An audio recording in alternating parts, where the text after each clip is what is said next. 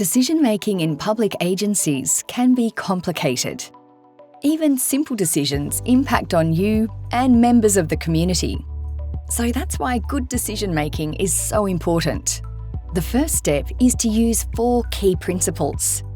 When making a decision, public officers must be ethical, honest, fair, and impartial.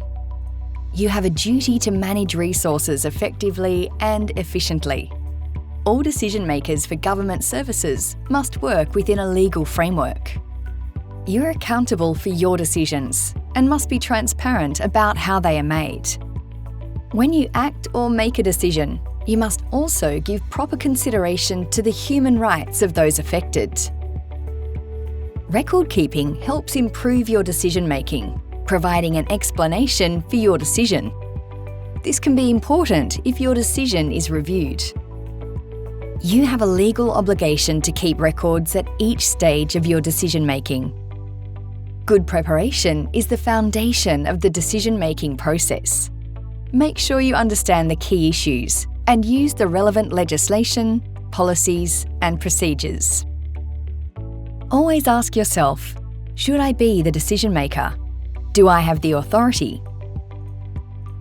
To develop the decision, follow lawful, fair procedures, gather necessary information, and observe procedural fairness.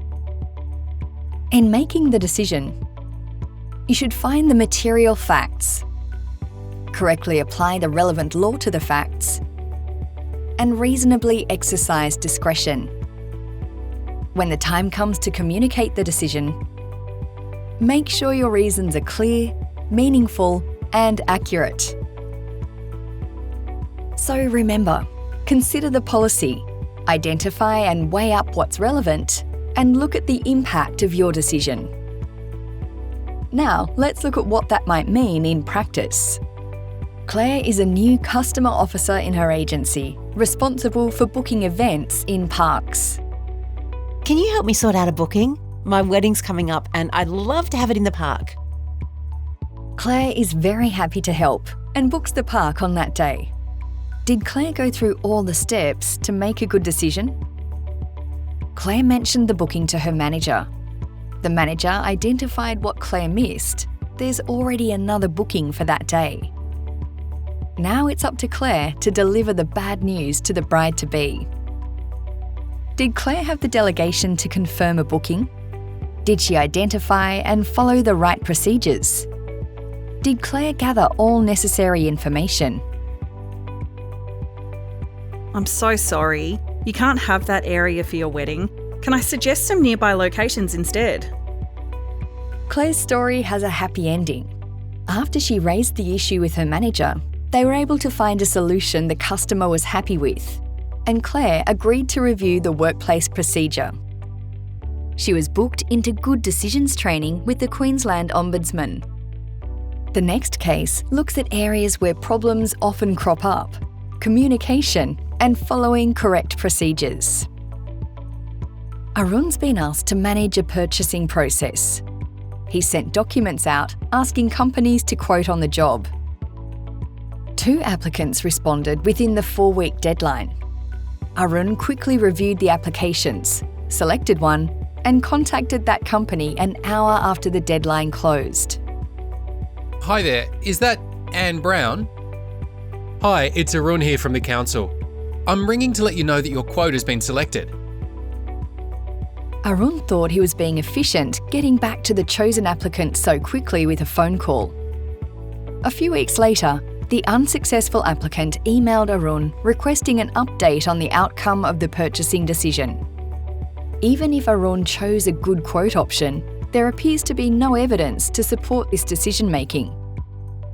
Looking closer, we see that there were a few steps that Arun missed. Did he even have the delegation to make that decision? Did he do a written evaluation of his decision and get it approved? Did he record his reasons for making the decision? Did he give meaningful and accurate reasons when communicating the decision?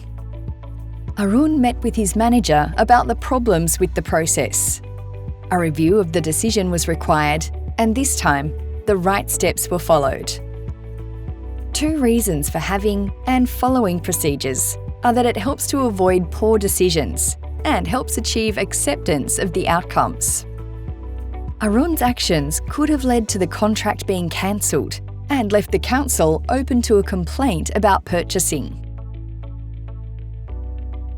In our scenarios, we've seen the need to follow correct procedures, the impact of gathering all necessary information, the importance of keeping records at every stage, understanding your level of delegation, and the importance of giving meaningful and accurate reasons. For more information about good decision-making, the Queensland Ombudsman provides resources and training to all public sector officers and non-government entities. You can download a checklist and detailed resource from our website. You can refer to these files when you prepare, develop, make, and communicate your decisions. Contact us for more information on ombudsman.qld.gov.au or by phone on 07 3005 7000.